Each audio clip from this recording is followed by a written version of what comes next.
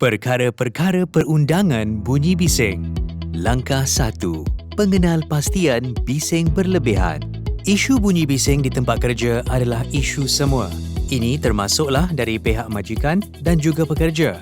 Majikan harus tahu tanggungjawab mereka kepada pekerja dalam menangani isu bunyi bising ini. Jabatan Keselamatan dan Kesihatan Pekerjaan JKKP merupakan satu badan organisasi kerajaan yang menguatkuasakan kawalan bising di tempat kerja menerusi pewartaan Peraturan-Peraturan Keselamatan dan Kesihatan Pekerjaan Pendedahan Bising 2019. Perkara pertama yang harus dilakukan bagi setiap majikan adalah mengenal pasti bunyi bising di tempat kerja dengan mengisi senarai semak yang telah disediakan oleh pihak JKKP.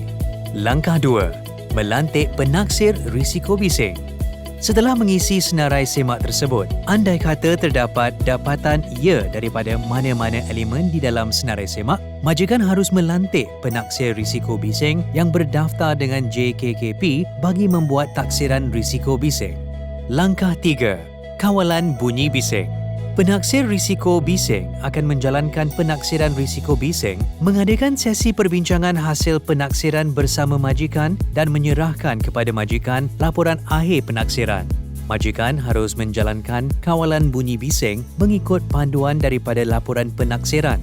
Antara contoh kawalan bunyi bising adalah kawalan pada punca, kawalan pada laluan dan kawalan pada penerima. Selain itu, kawalan bunyi bising juga boleh dijalankan berdasarkan pendekatan mengikut hierarki kawalan iaitu penghapusan, penggantian, pengasingan, kawalan kejuruteraan, kawalan pentadbiran dan akhir sekali penggunaan peralatan perlindungan diri. Langkah 4. Latihan berkaitan risiko bising di tempat kerja.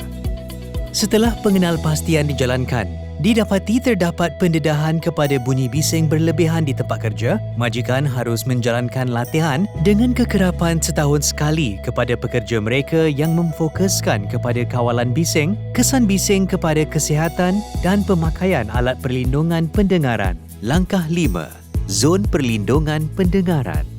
Bagi kawasan yang telah dikenal pasti terdapat pendedahan bunyi bising melebihi had yang dibenarkan, majikan harus meletakkan papan tanda amaran bertulis Zon Perlindungan Pendengaran di kawasan tersebut.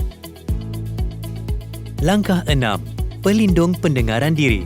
Pekerja yang terdedah kepada bunyi bising melebihi had yang dibenarkan perlu diberikan alat perlindungan pendengaran dan majikan harus memastikan pekerja yang terlibat sentiasa menggunakan alat tersebut dengan baik dan betul.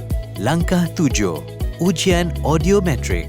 Majikan perlu menghantar pekerja yang terdedah kepada bunyi bising melebihi had yang dibenarkan untuk menjalani ujian audiometri di Pusat Ujian Audiometri yang berdaftar dengan JKKP. Ujian ini perlu dijalankan sekurang-kurangnya setahun sekali tanpa sebarang caj dikenakan kepada pekerja. Langkah 8. Penyimpanan rekod. Kesemua rekod-rekod berkenaan isu bunyi bising ini harus disimpan oleh majikan untuk tempoh masa sekurang-kurangnya 30 tahun.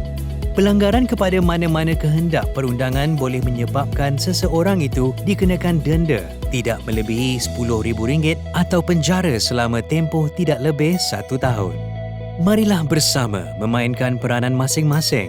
Bersama kita pastikan aspek keselamatan, kesihatan dan kebajikan di tempat kerja kita terpelihara.